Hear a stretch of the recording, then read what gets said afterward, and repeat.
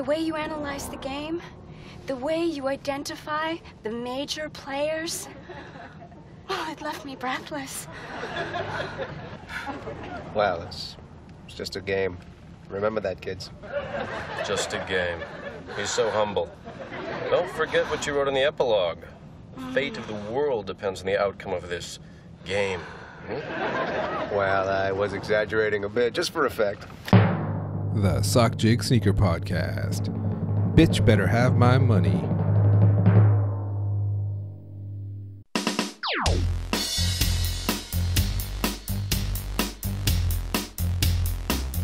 Welcome to episode 50 of the Sockjig Sneaker Podcast. I am your host, Sockjig. You can follow me on Twitter at Sockjig and on Instagram as well.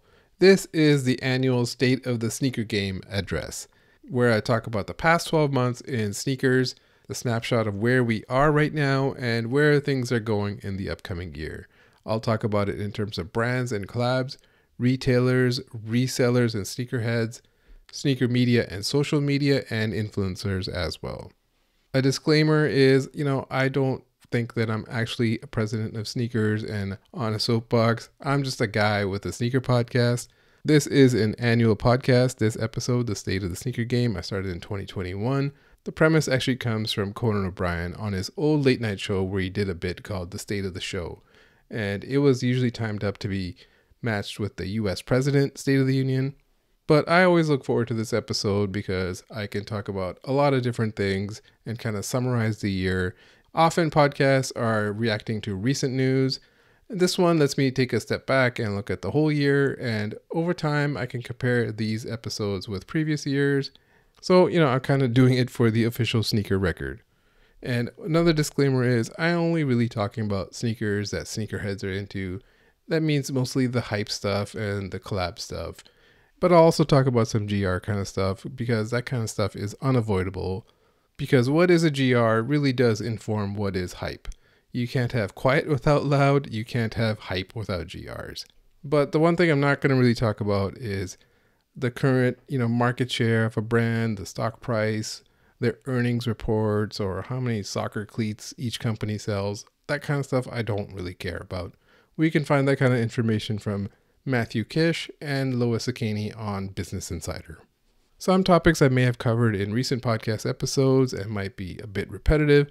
So if that's the case, I just talk about it briefly and you can check the previous episodes for more details. So please do me a favor and share this podcast with someone who might be into sneakers either casually or as a collector. They may find it interesting. They may find it fun. They may become a fan, or they might find my voice dull. So please share it out. Please send it to someone. And even if you just thought about it for a second and didn't actually do it, I do appreciate the fact that you thought about it. A couple notes before we start. I recorded the bulk of this episode on Sunday, March 12th, and I do talk about the Complex and BuzzFeed story, but I don't talk about the Tom Sachs story that broke today on March 14th. Another warning about this episode is I made a mistake with recording some parts of this episode. I had a wrong setting on the microphone and I didn't notice it till about 2 hours later. So I went back and tried to clean up that audio. So it might sound a bit tinny and it might sound a bit compressed from the cleanup of the audio.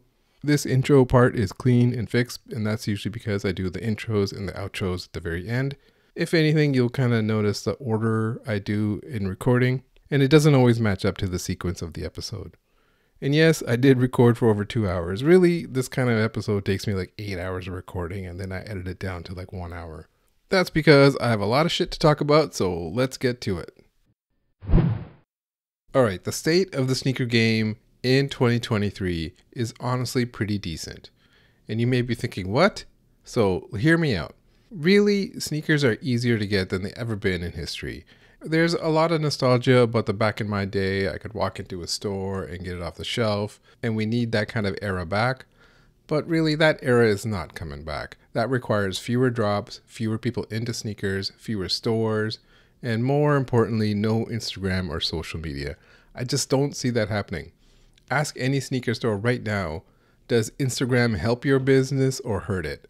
That kind of nostalgia talk about how it was and how it should be always comes back around, but social media and mobile phones changed everything in society, and there's just no going back. And sneakers are generally available.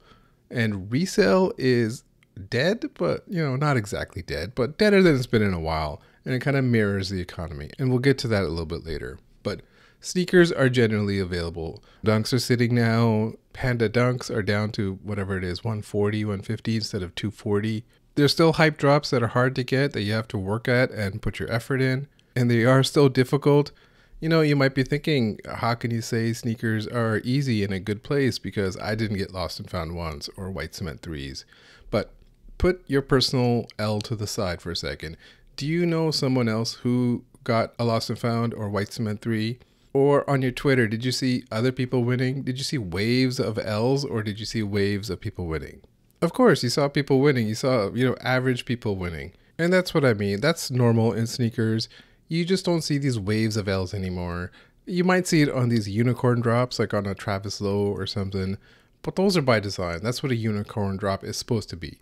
You can't have a hype drop without unicorn drops. There has to be a variety of attainable, normal hype drop like lost and found, something that's semi-hype, and ultra-hype, or these unicorns as I've called it. Everything can't be military black 4s or lost and found ones.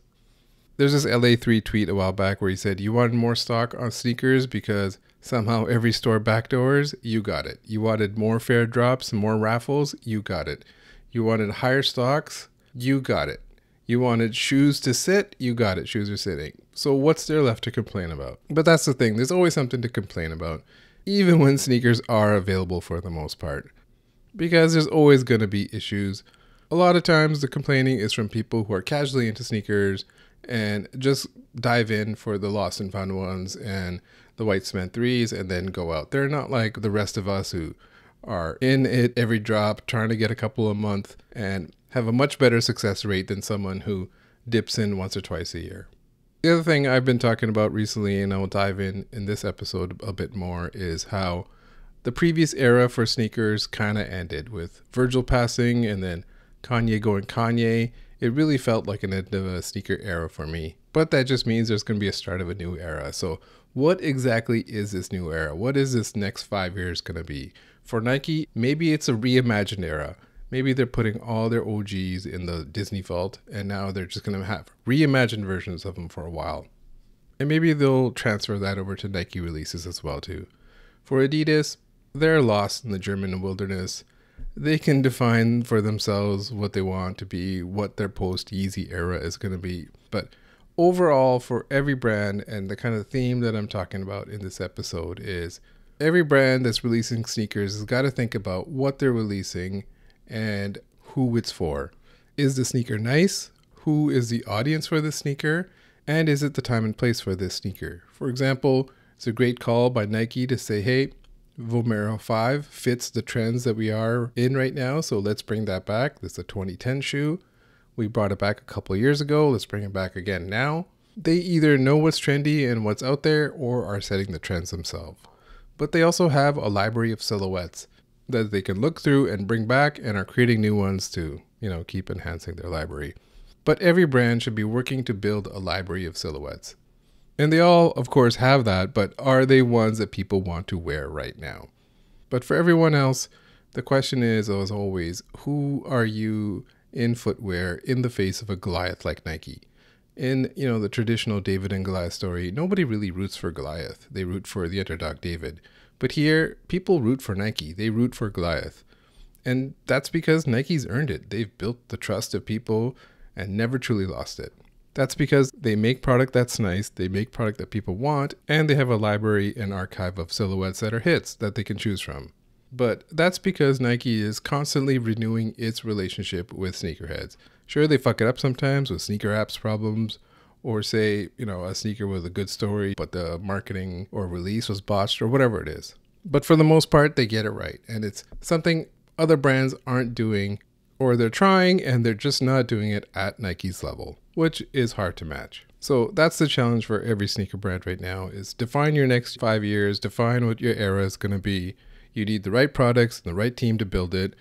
But sometimes stuff is out of your hands, like the state of the economy. So I'll talk a little bit about that next. In terms of the economy and where sneakers are at, the sneaker market is going to mirror the economy. I will say up front that I'm not a market analyst type of guy. I have a comp sci degree, not an economics degree. Everyone knows someone who's like the market is going to crash guy or is a market expert or uses words like stagflation and shit like that.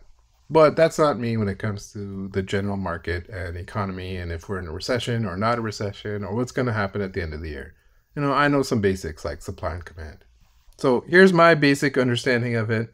So prices are going up, that's inflation. Inflation means higher costs, which means the cost of necessities are higher, and therefore there's less money to spend on things that we want because more of it is going to things that we need, like food, shelter, transportation, all that kind of stuff. So when it comes to sneakers, for a regular person, this might mean, I'm buying cheaper sneakers like Skechers instead of what's on the Foot Locker wall. But for sneakerheads or collectors, it's a bit different. It's like, are you really going to pass up the white cement 3s for $210 because they used to be $190? Not really. Maybe it's, I'm only going to buy the one if I can get it, and before you would have tried for 2.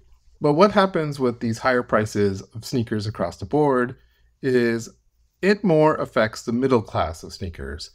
And what I mean by the middle class of sneakers is, this doesn't mean the GRs, the stuff that's on the Foot Locker wall, and it doesn't mean the hype collabs like Alma Manier and stuff like that. It means all those sneakers in between that a sneakerhead wants to buy. And these affect those sneakers that are in that 150 to 180 range. If an Air Max 1 that you really like, a suede one or something, used to be 140 or whatever, but is now 180 or 160, maybe I don't need this Air Max 1 anymore. These silver bullet Air Max 97s or the gold ones that we released recently, they're all sitting because, well, one, they, retroed just like 4 or 5 years ago. So maybe I don't need to buy it again because my last one is doing fine. Or maybe we can see that it's sitting maybe in 2021 when they were deciding on the stock of the sneaker, they thought it was going to be flying. So they made too many, whatever it is. What happens is that middle class, that $160 to $190 sneaker is the stuff that a sneakerhead will then have second thoughts on buying. And we're seeing this not just in sneakers, but also in other industries too. And Hollywood is a good example. In Hollywood, and especially theater movies, the middle class of movies are basically gone. That includes dramas and comedies, because those have all been replaced with either Marvel action movies or some sort of small indie movie that was made on a budget that is, somebody's passion project. A movie like, Dude, Where's My Car or American Pie or something is not going to go to the theaters now. It's going to go to Netflix. And that has to do with the current economics of theater owners and studios and who has a cut of what and ticket prices and where it's worth putting your money into. We see the same thing in streaming services where it's just cheaper for Warner Brothers Discovery to just cancel this Batgirl movie than release it, even though it's done, because that lower number will look better on a balance sheet somewhere. But back to sneakers and the general economy. A question is, what if this great reset has already happened and we're on our way up? Unemployment is low, housing is on the rebound, but, Silicon Valley Bank just went under and Coinbase and all this shitcoin stuff is going on. So, I don't know. It's going to get worse or better. I don't know. Really, no one can accurately call it because if we could, we'd all be billionaires and we're not. But when it comes to sneakers and sneakerheads, nostalgia still sells. Those white cement 3s still sold. Sneakers still sell. So sneakers will still resell. And that will keep going. Nas said it best in New York State of Mind. I'm an addict for sneakers. And that's not going to stop. I will talk about each brand coming up. But first I want to talk about the state of Collabs overall. And as I've said in previous podcasts, I feel like we need new collaborators. We're in a new era. So who are the collaborators you want to go forward in this new era with? I'm personally tired of the Ambush and the MMW and even the Sean Witherspoons. I'm just kind of done with them all. How many tries do they get? Most of them got one hit sneaker, maybe another half of a hit. That's enough for me. Let's get some new people in, some new people with new ideas, a new point of view. And from what I've heard and people have said, they're coming. Apparently there are new collaborators coming in Q3 and Q4. But we're seeing it a bit recently. You saw this Cortez drop in the UK. And he's a guy, he's kind of like the British FTP. he's got a following there and got his first shoe. So more of that, more new brands, more new streetwear, people from entertainment. I'd love to see a Frank Ocean Nike collab. But what we've seen more recently has been more luxury collabs. We saw this with the Tiffany drop, and the thing about the Tiffany drop was it seemed like almost an answer for the Louis Vuitton Air Force Ones and the Dior stuff, where those were either ultra limited or semi limited, and then so they were like, let's make one that's accessible. And accessible and luxury, I don't know, personally to me don't go hand in hand, but the people liked it. The shoe on the market especially barely budged, even though whatever 37K dropped on Sneakers app. And we saw the release basically go everywhere. In some random stores I do not associate with luxury were getting them. If a lot of stores have it and each store only gets like a size run or two, the metaphor I always use is imagine having a little tiny pat of butter and then you got to use that to scrape it on the entire piece of toast. And that's what the Tiffany Air Force One was. So I'm assuming we'll see more of this luxury stuff. When it comes to luxury, there's very few independent brands, and most of them are bought up by these big conglomerates like LVMH. And LVMH does have this sort of relationship with Nike, it seems, but we did see Pharrell going to LV, so maybe that'll, kickstart something Adidas related. But we've already seen these luxury collabs with Gucci, Prada, Louis Vuitton, Dior, as I mentioned. Who else is left? Versace, Hermes, Chanel, Fendi, Burberry, Kenzo. I don't know, do any of those sound exciting? Maybe in a certain way it could be, but I could see them partnering in luxury brands from other industries like we saw with Tiffany and jewelry. Maybe with like Rolex or Van Cleef or, car companies again. But we've seen that with Porsche or Ferrari or whatever. But whatever it is, these brands, they're looking for their next big franchise rock. Nike had Off-White for the previous era, and we have a new era now with no Off-White. I don't know if they'll do the same thing with the butter on toast and just spread it over the next 4 or 5 years, or if they will all end it in a year or two. If it was me, I would extend it out for a couple of years and end it with the Bread 4 Off-White. But for the state of collabs and their silhouettes in general, they need more than just their big franchise rock. There's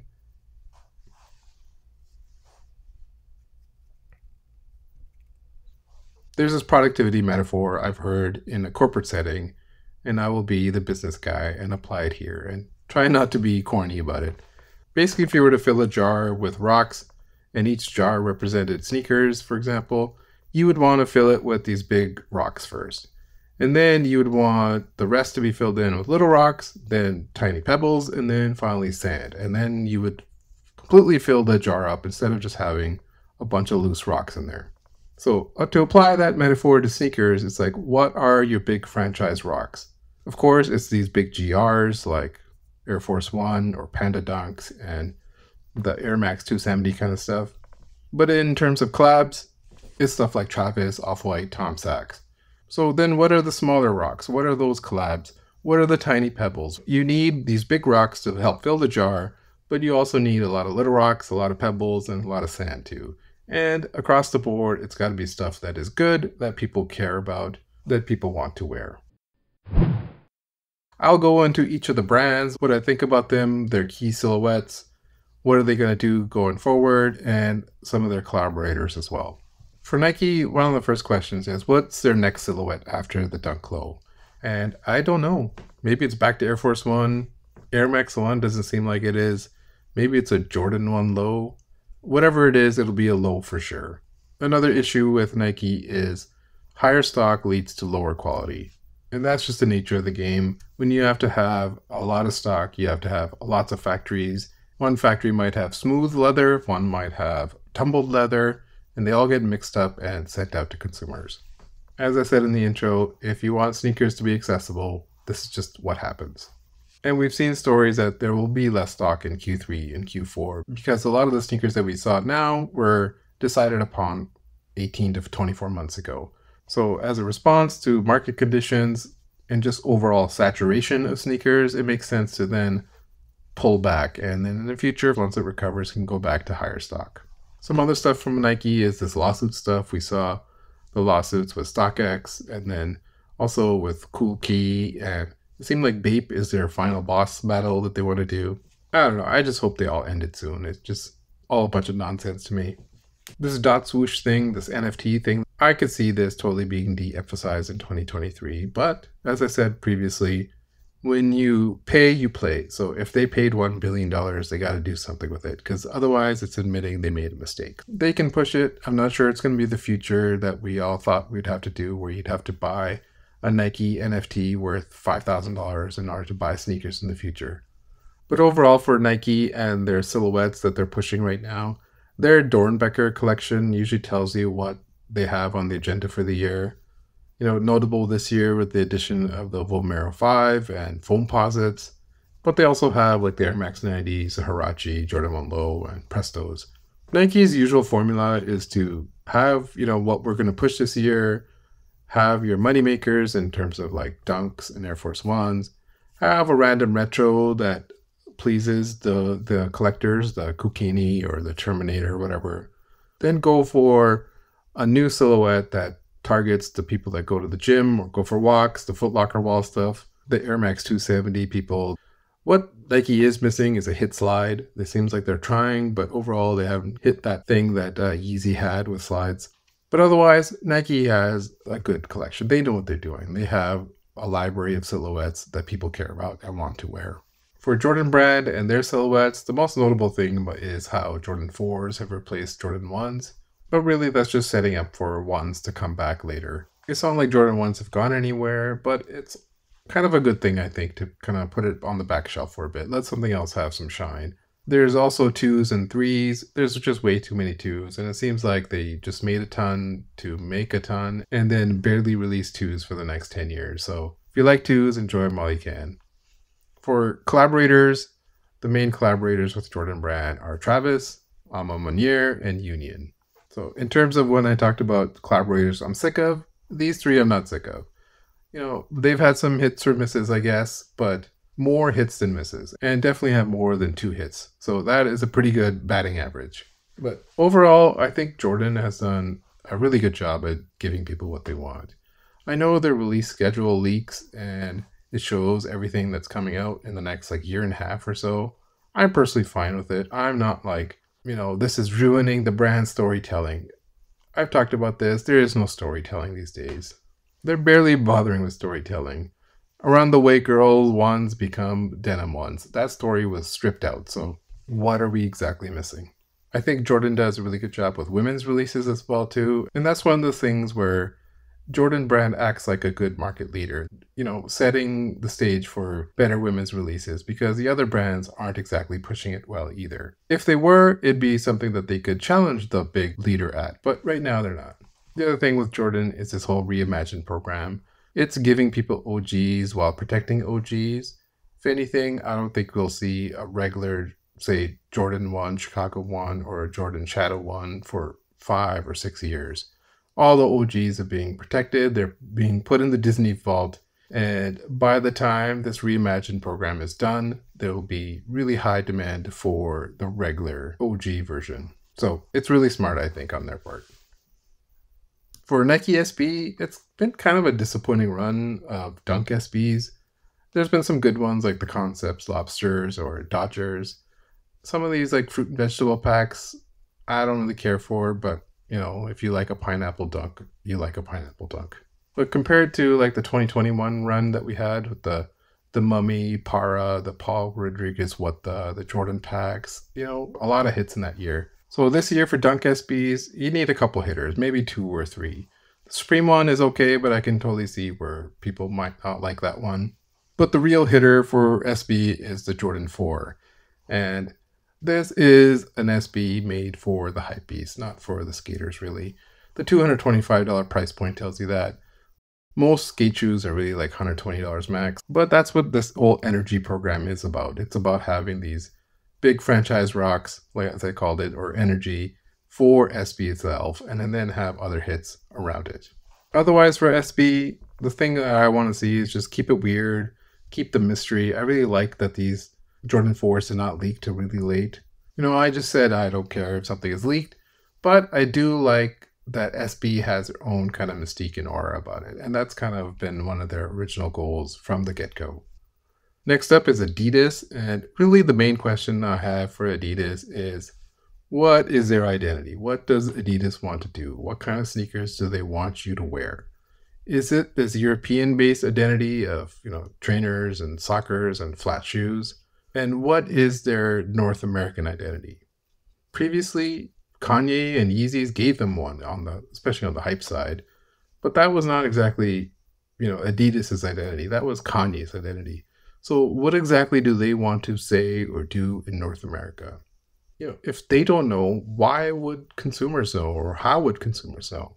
Why would consumers even care? To me, they've always had an identity crisis, and that's been kind of their only constant. It's this battle of Germany headquarters versus North America. Who's calling the shots and who wants to try to establish trends that people want to buy and wear? Often it's the CEO, and we saw that with Nike, especially with Mark Parker. But even Nike now has like a numbers guy as a CEO because they're so big that they can do that. And Adidas has a new CEO too. And he's the ex-Puma CEO. So who is he and what is he doing there? Like, is he a numbers guy who's like a networker or facilitator? Or is he the face of the company, setting direction, making key strategic decision, a kind of a visionary leader? But the fact that they got him from Puma tells you all that you need to know. They went to Puma and said, yes, this man who has led Puma is our guy. He is a visionary. Just look at what he did. He put Puma on the map. Or did they go, we need a numbers guy who can speak German? Again, I'm not a market analyst or a business analyst. I don't know exactly what his skill set is, but the hiring of an ex-Puma CEO was still telling to me. In terms of Adidas' silhouettes, right now they're pushing Sambas and Gazelles and maybe Campus. They have slides still. One thing that Adidas does right is slides, and their comfort slides are really good, but they lost the hype slides market with the Yeezy stuff. Something that Adidas does really well is actually skateboarding with their collabs with Gons and Palace and Dill and Tyshawn and Nora and all these people. But it's like this tiny thing that they barely push or promote, like compared to how Nike does with SB. But as I said in the intro, like, do they have a library of silhouettes that people care about? Answer is yes. They've been around a long time. So of course people love Stan Smiths or Sambas and stuff. But at a sneakerhead hype level, right now the answer is no. When you look at the state of Adidas collaborators, the first question is, where's Jerry? It's like GNR, where's Izzy? Where's Jerry? He missed the start of the NBA season. He missed the kind of halfway mark of the All-Star game. And apparently it's coming out in April. And I don't know if it's one and done. He's on his Instagram covering up his 3 stripes tattoo, or if he'll be an integral part of Adidas going forward. I don't know. Show me what you got. We're all waiting. Adidas also has Bad Bunny, Beyonce, Pharrell, Wales Bonner, and either they're doing something a little bit with them, or they're spending too much money with them, or not enough when it comes to people like Bad Bunny.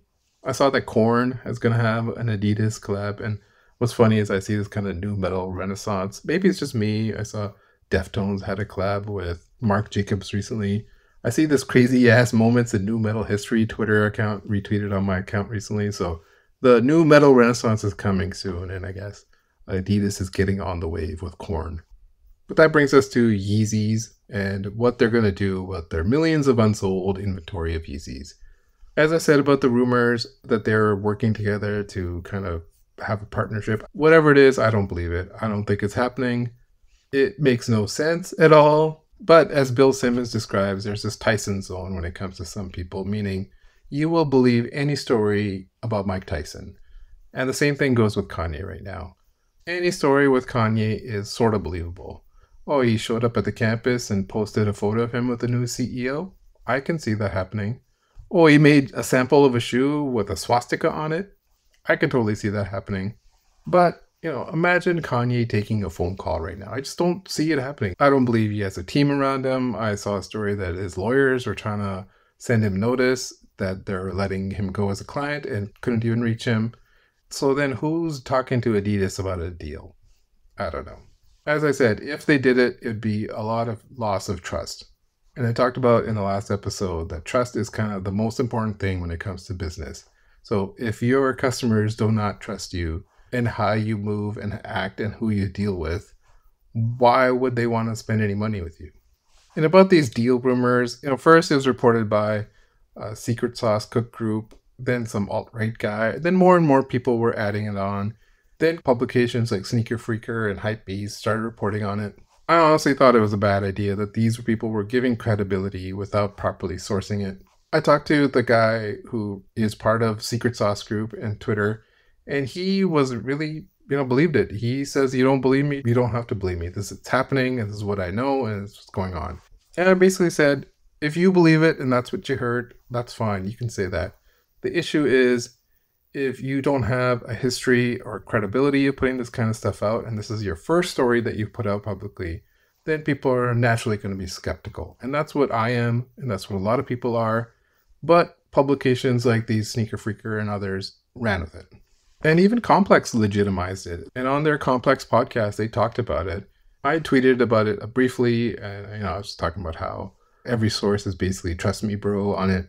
But Complex really did legitimize it, and I didn't feel like having a feud with Complex online on Twitter about it, so I just left it, and I just thought, I'll save it for the podcast. So that's what this is. On their Complex podcast, Brendan Dunn said a couple people hit him up and said, yes, Adidas has been trying to figure out a way to do Yeezys with Kanye again. Then they went on to talk about how they were skeptical and their own personal opinions about it. When he said that line, that a couple of people hit him up and said, yes, they've been trying to figure out a way to do it, it did not specify any details. It did not specify if the sources are credible, but they didn't have proof, or he didn't specify if the sources were not credible and it was not even worth looking into. It was open for you to interpret it. But by saying it this way, it basically backs up the random sources that Complex has heard something too. So Complex has now legitimized the story of Secret Sauce Cook Group because they too have heard it. This is just an incorrect way on how to report rumors. And if you want to know how to report rumors, just watch how Woj or Brian Windhorst handle the same thing when it comes to NBA and trade deadlines and stories that they've heard but can't exactly report or say. They don't ignore these kind of things completely. They will talk about it. They'll say, here are the rumors. Here's what I heard. Here's their credibility. They're credible people that I trust. But I could not confirm it, and neither could they. Basically, the answer is you show your cards. So on my Twitter, I had posted that little clip of Dunn saying a couple people had hit him up, and he eventually replied. I guess someone showed him the tweet, and he said that it was credible people, but that he's so skeptical. And he said, I haven't looked into it further, but don't really have anything interesting or solid enough to publish. Basically, that line is what I was looking for in their podcast. And so they did not say that on the first time they talked about it, but then on the podcast later that they did on March 3rd, they went into these kind of details. But enough of them. Back to Yeezys and what Adidas should do. The earnings call with the CEO kind of put it out there that they don't have anything in place. They talked about selling it, destroying it, or giving it to charity. In terms of selling, he talked about the kind of trust stuff that I talked about, that what he called a reputational risk, that if they sold it, people will assume that they're working with Kanye again and they have a deal in place with him again. If they burn it or destroy it, there's a sustainability issue is what they said. Or if they sold it at cost to a right buyer, they could then give that money to a charity. For the sustainability and charity stuff, I don't believe it. That's just him trying to sound good. That's just corporate lying right there. There's this writer story about Dow Inc., how they had promised that they were going to recycle sneakers and make them into material that used in playgrounds in Singapore. So Reuters put some trackers in these sneakers. Then they found all these sneakers either in a landfill or in markets in Indonesia. But that's a company, Dow Inc., that had a full-on press release and everything about what they were going to do, but not what they actually did. So same thing with Adidas here. I'll believe it when they actually do something with it. So in terms of selling it, he talked about how he's got 500 different proposals on what to do with it. And what that means to me is that's, the third-party people coming in, give it to us, we'll get rid of it. But they're in kind of this conundrum because they can't exactly acknowledge that they're going to sell it to third-party or gray market to offload it to a bunch of resellers on Twitter. Because once those hit the market, it'll become obvious that they were the only people who had it. Whereas now, if something is backdoored, it can happen anywhere from warehouses to the store to in transit in between. If that were to happen with these Yeezys, all signs would point to Adidas themselves, and that's where the source was. That's why they don't know what to do with it. So it was clear to me that there's no deal in the works. But as I said, the Tyson Zone with Kanye, I thought it was very telling that he did, give Kanye a compliment as someone who's very creative. Kanye's gone, but he's still putting him over. There's these reports from Rolling Stone that Adidas was looking the other way when it came to Kanye harassing employees. He didn't talk about that. He's not anything talking about that is an indictment on yourself. He's not going to talk about the wrong stuff that they did. Instead, he kind of put out an olive branch that Kanye is very creative. But if they're waiting on an apology tour from Kanye so that they can release these sneakers, that's not coming. For New Balance, they really seem to have two types of collaborators. They're the cool guys like Joe Freshgoods and Action Bronson. Then the rest are these nebbish fashion moodboard nerds like Jound or ALD or Salehi or whatever. But overall, it's a pretty good collection of collaborators. It's a good mix. It's well curated. For silhouettes, they still have their 990 series. They have a 990 V6 out. They have these new 610s out, 9060, 1906R. So they are still going out there and making new stuff. And, maybe they're not huge hits like, say, the 2002R was, but they're at least trying something. That 2002R became kind of a mainstay, and the formula is have some hype collabs, then have lots of GRs, and then go down market with different materials and patterns and stuff like that. So seems like a success. They're pushing a lot of these budget sneakers that they have, like the 574 or the 580.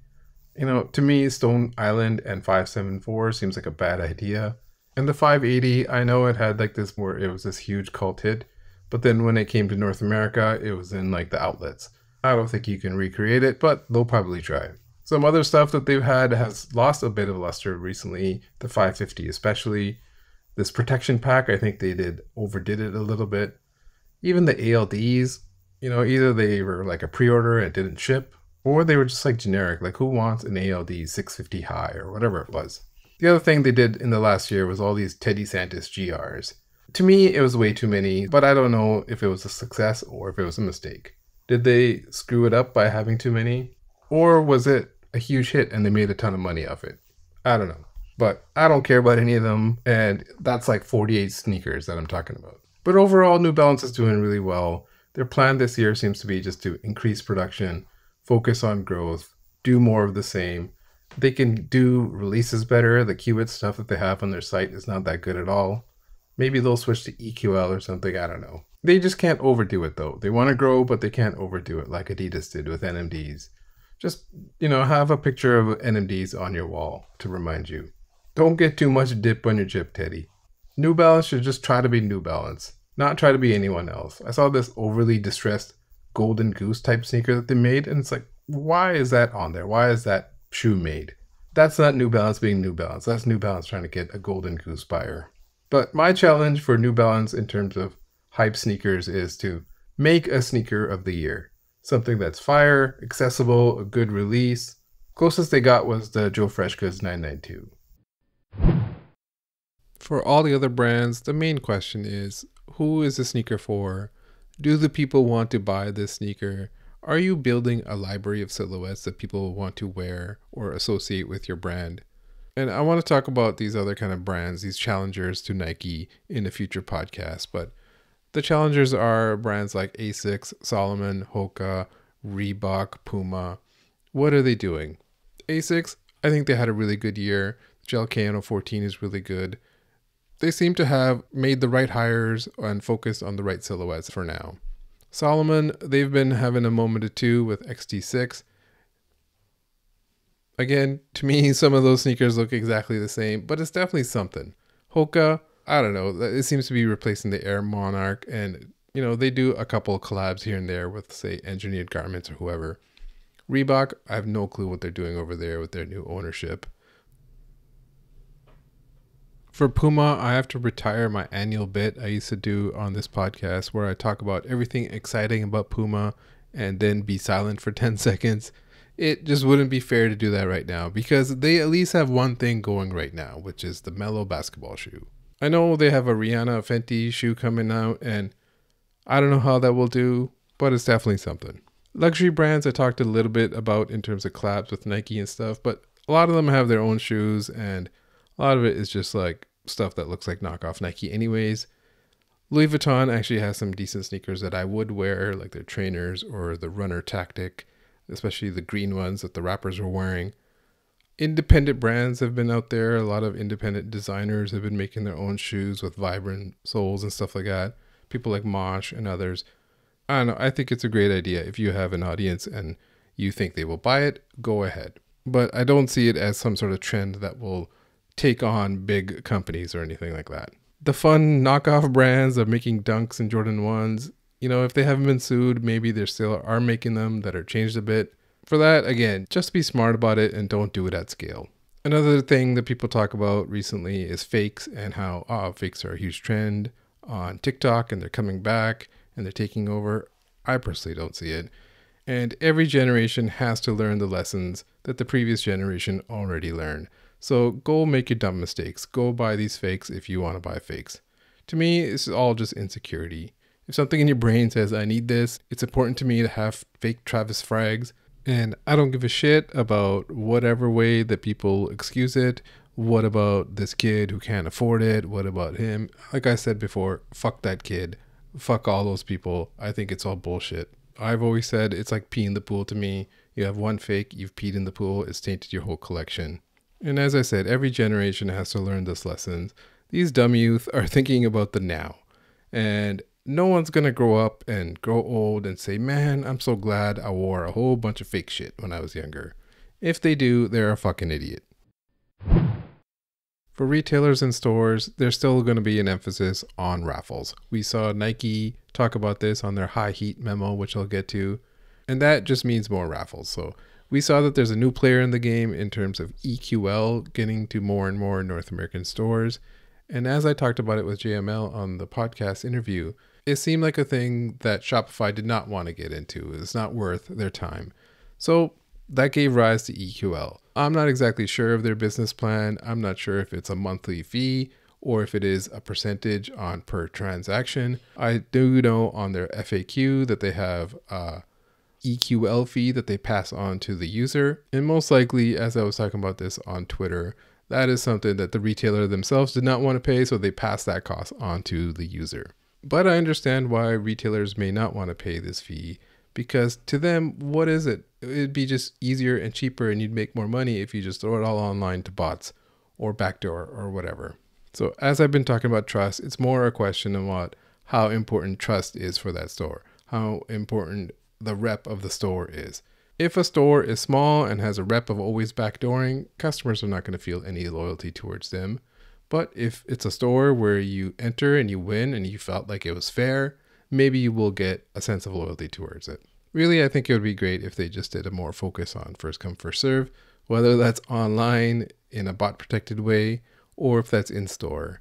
But as we saw with this Nike memo that was leaked to Complex, which was a fake leak, by the way, it was sent to their media friendly outlets because they would print it for them. Just like how the details of the secret sneakers app meeting was leaked, but no other meeting has ever been leaked ever since then. So that memo said that all high heat releases must be raffles. They have to be fair.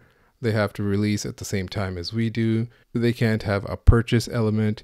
There can't be any charity drops. The question is, what's considered high heat? Is Travis and Tiffany high heat? Yeah, that's obvious. What about Lost and Found 1s or Military 4s or these White Cement 3s?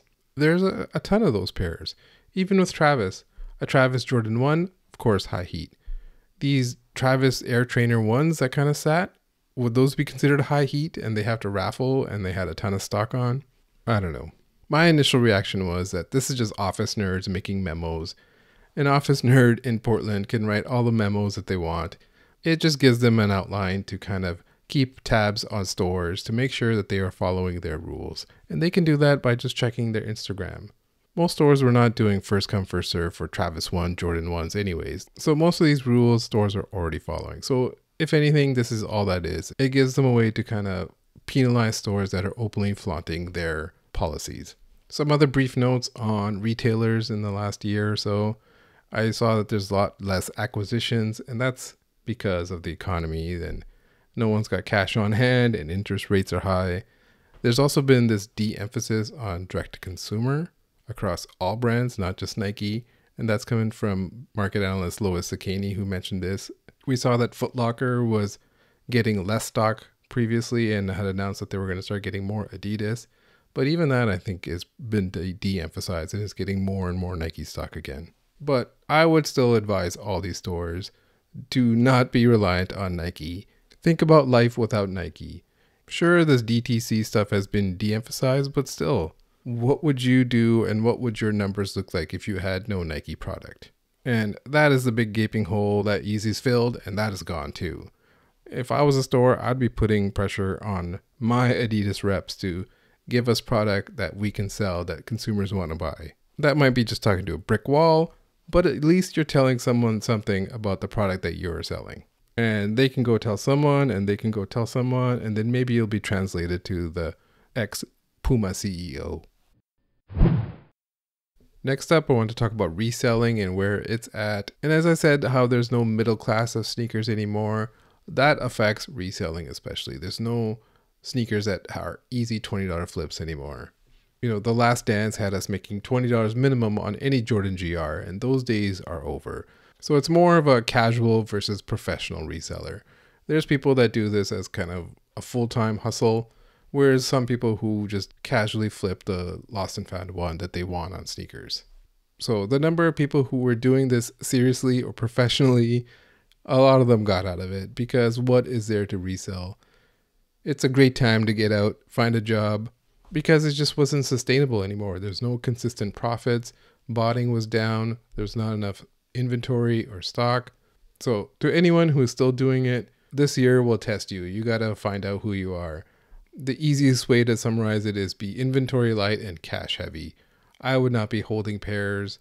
It'd be a great time to actually hold fire red 3s or white cement 3s, but who's got the capital to invest in that right now? So I wouldn't do it. And cook groups are still around. They kind of cater to the kind of semi-casual, semi-professional reseller. A lot of them had diversified into other fields, getting into vinyl or sports betting or Amazon FBA. The pros of a cook group is you learn a lot about stuff that flips and tips of things that were not necessarily on your radar. Like if you didn't know the Fall Out Boy vinyl flips and you bought it and botted it, now you got Fall Out Boy vinyl that you're reselling. The downsides of a cook group is you never learn these things on your own. You're always reliant on other people to kind of tell you, and now you're competing with those same people to resell that same product. So you can take what you learned there, go apply it, go start finding video games at garage sales or whatever. Consignment stores I've been talking about recently too. They've been shutting down, as I said previously. Great in a boom period to consign your sneakers, not in a down period. We've seen this kind of Zeta effect on consignment stores. Maybe they were over leveraged. Maybe it was just bad bookkeeping and they were using money that not exactly theirs. If people can't trust those places, then they'll only trust the flight clubs and stadium goods. And those places are making it kind of easier to consign, but then that also leads to more competition and more undercutting. In terms of botting pretty much still a thing. I saw on Shopify, on the Jound release, a lot of those kind of questions where it's on the cart page can be bypassed by bots. There just hasn't been a consistent number of these types of releases. If anything, sneakers app botting is still alive and active. And from what I can tell, it doesn't even matter about the bots. It seems like most of them are working, which means that it's more about your account and the credit card and the address associated with it. So if you can get 5 or 6 of those, and then you can plug that into your one bot, it's account dependent and not bot dependent. So even though the market is down and botting is down, there's still going to be the boogeyman. Overall, all I'll say is reselling will never die. There's been companies or people who have said that they're going to kill resell and kill StockX and things like that. And they didn't do any of that. If anything, they're laying off people and dying a pathetic death right now because it can't be killed. There's always going to be someone who wants a sneaker who either missed out or didn't want to put in the time or effort to get it. And there'll be the ones who want it right now from a consignment type of store, or they want it for $50 cheaper from StockX. That will never stop. So you just got to adapt and start flipping Fall Out Boy vinyl. For sneaker influencers and content creators in sneakers, My question is, what is your point of view? What are you trying to say that's interesting or stands out? And then to who? Who is this for? Who is the audience? Is it general sneakerheads? Is it YouTube searchers? What do you want from the content that you create? Is it for the love of the game, or is it for chasing these brand and sponsorship deals? A lot of that stuff, when I hear about that, it feels to me like a dog chasing a car. What are you going to do when you actually get it? Are you going to chase another car? Once you're in the door, are you then a spokesman for that brand? Are you Ryan Seacrest hosting shows and not exactly sharing your own opinion? Just, kind of look the part like a Price is Right model? Or is it separate from that? It's getting paid to share your thoughts and opinions, like having a show that people want to see. And who's going to do that? Who's going to pay you to do that? Complex? Not exactly. They pay exactly 4 people to do that and no one else for years. So they're not going to elevate anyone. No one is going to pluck you out and give you a show. So if you want to create content on thoughts and opinions, you better already be doing it and doing it for the love of the game. So whatever it is, however you want to be noticed, be authentic, be interesting, have a point of view. Or if you want to be a Barker's beauty, be light-skinned and pretty and live in LA or New York City. Next up, I want to talk about sneaker media. This includes social media, but also includes these networks like Complex and Nice Kicks and all that kind of stuff. But first, a story that broke over the weekend was how many of the big sneaker YouTubers were secretly in a partnership with Complex for years, since 2014 apparently. This includes people like Kicks, Jacques Cousteau, Tony D2 Wild, Mike Compass, some other ones I guess too. So apparently since January, they have stopped paying all these sneaker YouTubers. And BuzzFeed is the parent company that owns Complex. And I guess they acquired Complex back in like 2021 or so, but maybe the merger didn't happen until recently. And that might explain why there were layoffs recently, or maybe duplicate roles were laid off. I don't know. But overall, BuzzFeed is tightening the belt, but I don't think they're actually going bankrupt or anything. Kicks was the first one to publicly tweet about it, and then Sneaker Fetish on his Twitter talked about it a little bit more in detail as well, too, talking about how Complex has something called a multi-channel network for ad sales, and this started back in 2014. So the nature of the deal seems to be mostly about ad sales. It doesn't seem like it was a partnership, a co-promotion, free sneakers, no exposure or featuring these YouTubers on their platform or anything. I've talked about Complex, how they only promote themselves. They've literally never elevated anyone else. So I think Tony D2 Wild tweeted that the only benefit he got was ComplexCon tickets every year. So when it comes to ads, it's not really a 360 deal. I'm making 360 deal as a joke, but it's more about the ads. And I guess the premise is the YouTuber owns the content, Complex takes care of the ads and pays them out. And the idea is Complex has, say, an ad team or sales team or whatever, and they can get more targeted ads for sneaker content than a shoetuber could on their own. So if they have like this famed team working hard for you, a shoetuber is going to be like, yeah, that's great. That's better than me just taking whatever ad that YouTube gives me. It could be for balls trimmer or whatever. Instead, it's geared for my audience and therefore maybe an ad that they're more likely to click. Therefore, I get paid more. So the dream was, say they have courted JD Sports, for example, as a big promotion for their sale. And Complex says to JD Sports, we will feature your ads for this promotion, not only on our own shows, but also this network of other sneaker YouTube shows as well, too. And JD Sports is great because someone who's watching a Tony D2 Wild video is more likely to click that than someone who's watching a YouTube about video games or, tech devices or whatever. So the YouTuber creates the content, owns the content, Complex sets the ads and the ad rates, and then gives them a cut. Most of the people who are now publicly tweeting about this say it never actually happened. This was the dream, but these big promotions never actually happened. So maybe they were just skimming on all the smaller sales of ads the whole time. That part, I don't know. As I mentioned, this could be all because of the merger and they fired people and now they don't know how to pay people. I don't know. I'm not going to make excuses for them. But in the bigger picture, there's a real changing of the media landscape going on. You see this in Hollywood, you see this in streaming services, you see this on online ads and everything. The ads market is changing with the economy. So maybe this is a strategic shift to focus ads on their own content, have that JD Sports promotion on their own YouTube shows instead of on, the Tony D2 Wild YouTube show. But some questions I have, the first one is, why were these YouTubers never open about this partnership with Complex? I don't watch every single video, but I've literally never seen any of them talk about they are partners with them or anything like that. Maybe I missed it, maybe not, but for the most part, it seems like people are finding out about this just now.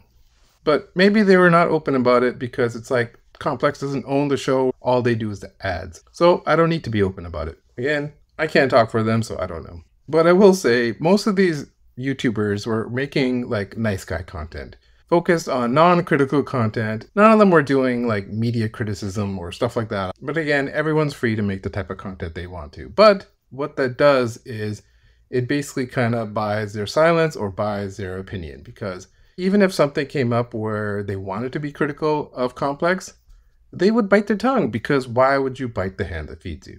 So that's why I say Complex kind of, bought their silence, bought their opinion. But once the checks stop coming, you're not so silent and you got something to say. So for these guys, what's next? I don't know. They can harass them for the money. They'll eventually get the money. Maybe they eventually get their money and it's back to normal and back to making nice guy content. Maybe they want to get out of this deal. It's a breach of contract since it does nothing for them anyways.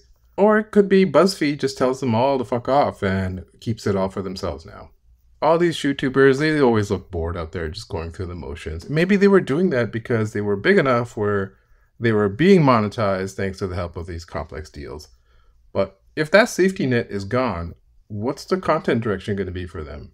People will already shifting away to other stuff like early pairs or videos on reselling or these consignment stores doing buyouts and the day-to-day of running a sneaker store. So it'll be interesting to see what happens with their content, where it will shake out. It doesn't seem like they were getting a lot of money from Complex for these ad sales, but it was definitely something. So, but that's what I say. If you take a chunk of that out, is it now even worth it for you to continue doing it? Especially if the passion is already gone. Where sneaker media themselves are going in the terms of the content they create. Right now, a lot of their content is, recycling photos of interesting photographers from Instagram, for example, a lot of engagement farming stuff, but it's also a lot of copy pasting. If Z Sneakerheads breaks a story on the Holiday 23 Jordan 11 drop, you gotta copy paste it from Z Sneakerheads. Even me, I was the first to tweet about, say, the Zeta Kicks clawbacks or Nike's response to Cool Key being a serial copyist. They saw it from me, saw it retweeted, had to react. That at least is, a public court document, so they're not going to credit me like they would Z Sneakerheads. But they take it, go copy paste it. I talked about engagement farming, and that's like, you just can't have a big account not post 10, 12 times a day. You can't have just one post a day and then nothing. It's got to be constant, and it's got to be like every hour or every 30 minutes, whatever it is. So that's where engagement farming comes. That's where I talked about, the left or right type of tweets. It's a photo of a Chicago 1 and a Bread 4, and you're like, left or right. Easy couple hundred likes, people are going to like and reply and talk to you. And they do it because there's a quota of how many posts you have to have a day. But also there's an endorphin rush of those engagements and makes it look like you're active and you're doing something. Another thing I've seen too, especially on the written side, are a lot of affiliate posts. I saw a post from GQ magazine, like these are the best New Balance models. And it was all a list of current models with affiliate links. So the list is garbage because it's the best New Balance models ever are not just the ones that are released out this year, but those are the ones you can get affiliate links for. So in a way, it took a controversial topic and combined it with engagement farming. Another thing that's coming up soon, and I bet you will see a lot more of it, is the integration of AI and ChatGPT. And this will be a topic I'll dive into deeper in a future episode. But BuzzFeed has already been talking about this, how they will have ChatGPT generated quizzes. I mean, is it really hard for a ChatGPT algorithm to come up with left or right type of posts? Or say an update on a lawsuit about Nike and Bape comes out. You feed it in the PDF of the court documents and it generates an article for you. Or, say Nike leaks you a memo about retailer release procedures You plug it into ChatGPT and it summarizes it for you. Do you even need a reporter to write that article? All the details are literally in the memo. They just need a paragraph written around it, some H2 or H3 headers on it, and then slap a giant flying ad over it so no one can read it. Done and done. You could even say, hey, ChatGPT, write this article in the tone of a fragile journalist with an ego. But, I get it. This is not exactly a criticism on these type of sneaker media. It works for them. This is what's working right now. People want to see this flow of 10 or 12 posts a day from each of the sneaker accounts that they follow, because that's how they get their sneaker news. It's not like how the blog days were. That's why I didn't use the word blog. I used the word like sneaker media, because blog doesn't even properly summarize it. But I used the analogy of bubblegum versus chocolate in the last episode, and I'll use it again. Bubblegum, something you chew up and spit out when the flavor is gone, and so you got to keep having more, even though it's all just empty calorie content. Versus chocolate, something that you can enjoy and savor and go back to, something that made you think, something that was critical or thoughtful, whatever. People can enjoy both. Sometimes you want bubblegum, sometimes you want chocolate. Which one do you prefer at what time of the day? Other social media I want to talk about. First up, TikTok and Instagram Reels. For Instagram Reels and TikToks, if they're short and interesting or funny, I'm fine with it, especially the comedy ones. I don't have the skill set to do TikToks and Instagram Reels. I don't know how sustainable it is for the people that do it. How many skits can you do per day? Because the demands of that seem pretty crazy to me. Other ones I see these floating sneakers and shit like that. Those are really just photos that have become Reels or Instagram, because Instagram has de-emphasized photos for this kind of stuff. And then other times you see these shitty stuff on sneaker TikTok, these fake arguments, disingenuous arguments, people trying to get baited conversations going. All of it just engagement farming shit in disguise. Like there was this one about, how white people have either ruined sneakers or have not ruined sneakers and everyone else is wrong. Whatever it was a bunch of cringe bullshit, and I'd rather watch a bad comedy sketch than that. On Twitter's my favorite place, so come to Twitter. We got it all. We got miserable people, we got engagement farmers, we got lots of yelling and nonsense and arguments about nothing. We got resellers, we got OG sneakerheads that look down on you, we got factions, we got disingenuous arguments. We got it all. But if you look carefully, you will see that there are actually a lot of people on Twitter that are not miserable, that are joking around and building community, taking photos of sneakers that they like, posting photos of sneakers that they're wearing, having real conversations with their friends. And when some disingenuous arguments bubble up, they're the ones not even engaging in that bullshit because they see it as bullshit and it's not even worth their time or effort. They just see it as obvious nonsense. These are the happy people on Twitter. So come join the conversation on Twitter. Find your tribe, but beware of the engagement farmers. So just to wrap it up, that I think is a good term, is pick your tribe. Do you want to be a collector, a casual, a reseller, an influencer? Picking your tribe also depends on your own temperament. Are you the type of person who is, the everything is terrible person? Then being angry online about some random bullshit is just the thing for you. Are you doing it for other reasons, fame and fortune? So the goal is to be an influencer. Go out there, make boring and bland nice guy content. If you want brands to notice you and maybe complex to not pay you, that's the way to go. Or you could do the opposite. I don't know, whatever you want. Good luck on your journey.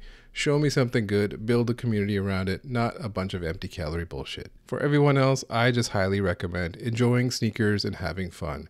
Here's the sneakers I like. Here's the sneakers I'm wearing today. Here's my circle of friends and my community. That could be a wide group. That could be a small group. Whatever it works for you. I don't know. That's where I think I feel life fit in. I'm not in this for fame and fortune. I like sneakers. I like sneakers that make me happy. I like being around people that make me happy. Of course, fucking around on Twitter, making jokes makes me happy.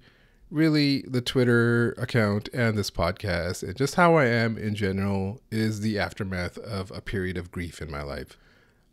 It's a real moment where you have to ask yourself, who do I want to be and how do I want to be going forward? And this kind of stuff lets me have fun and lets me be creative. So that's my suggestion. Pick a sneaker that makes you happy, pick a temperament that makes you happy, pick a tribe, whether online, in person, that makes you happy. But you know what would make me happy is if you go fuck yourself.